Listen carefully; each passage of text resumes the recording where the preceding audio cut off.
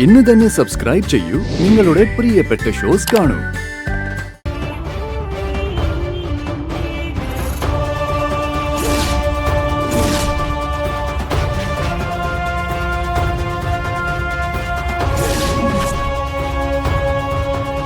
എന്തായാലും മാഡം നന്ദൻ സാറിനൊന്ന് സൂക്ഷിച്ചു കേട്ടോ.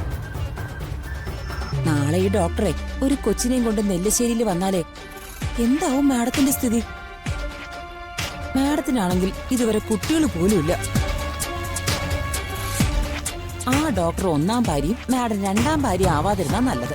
മതി, ഇനി നീ ഒന്നും പറയണ്ട. എനിക്കെല്ലാം മനസ്സിലായി.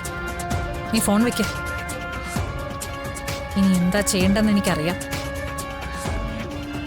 പിന്നെ നീ ഈ കാര്യം ആരോടും പറയാൻ നിൽക്കണ്ട. മനസ്സിലായോ? മനസ്സിലായി മാഡം. ഞാൻ ആരോടും പറയില്ല. ഞാനത് കണ്ടതുകൊണ്ട് മാഡത്തിന് വിവരം അറിയിച്ചു. ഇല്ലായിരുന്നെങ്കിലോ? മാഡം ഇതുവല്ലത് അറിയായിരുന്നോ? വെറുതെ അല്ല അയാൾ എൻ്റെ ജീവിതത്തിൽ നിന്ന് ഒഴിഞ്ഞു മാറാൻ ശ്രമിക്കുന്നത്. അവൾ ഗർഭിണിയാണ്. അതാണ് ഞാൻ ഡോക്ടറെ കാണാൻ പോകുന്ന കാര്യം പറഞ്ഞപ്പോൾ അയാൾ എതിർത്തത്.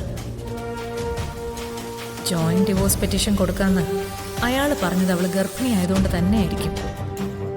അർച്ചനയും സച്ചി അതിന് സപ്പോർട്ടും. വിടില്ല, ഞാൻ ആരെയും വെറുതെ വിടില്ല. ഞാൻ പ്രസവിക്കേണ്ട കുഞ്ഞിനെ അവൾ പ്രസവിക്കാൻ ഞാൻ സമ്മതിക്കില്ല. ഇതിനുള്ള തിരിച്ചടി അവക്കും അയാൾക്കും കൊടുത്തേ പറ്റൂ. ഒരിക്കലും മറക്കാത്തൊരു തിരിച്ചടി.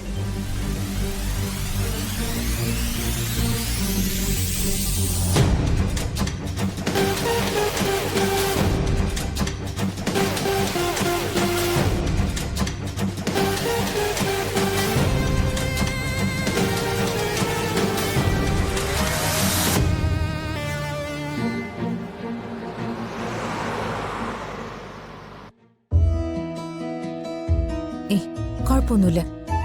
ഇപ്പൊ കഴിക്കുന്ന മെഡിസിൻ തന്നെ കണ്ടിന്യൂ ചെയ്താൽ മതി. ചെയ്യാം. പോയിട്ട് ഒരു 2 വീക്സ് കഴിഞ്ഞിട്ട് വരണം. ഓക്കെ. ശരി ഡോക്ടർ. പോവാം.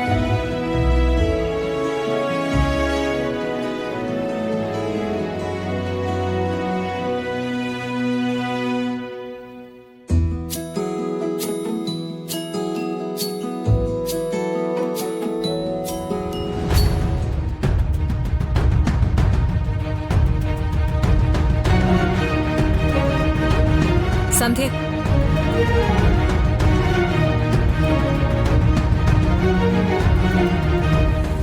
നിന്നോട് എനിക്ക് ചിലത് ചോദിക്കാനുണ്ട്.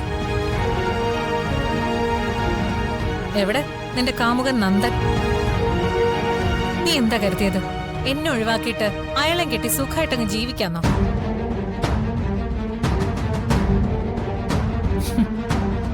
ഞങ്ങളുടെ വെഡിങ് ആനിവേഴ്സറി ആഘോഷിക്കേണ്ട ദിവസം നീ അയാളെയും കൂട്ടിക്കൊണ്ടുപോയി നിന്റെ ബർത്ത്ഡേ ആഘോഷിച്ചു. ഇപ്പോ നന്ദൻ എന്നോട് ഡൈവോഴ്സ് ആവശ്യപ്പെട്ടിരിക്കുക. നീയാണതിന് പിന്നിലെന്ന് എനിക്ക് നന്നായിട്ടറിയാം. നന്ദനോട് ഡിവോഴ്സ് ചെയ്യാൻ ഞാൻ ആവശ്യപ്പെട്ടിട്ടില്ല.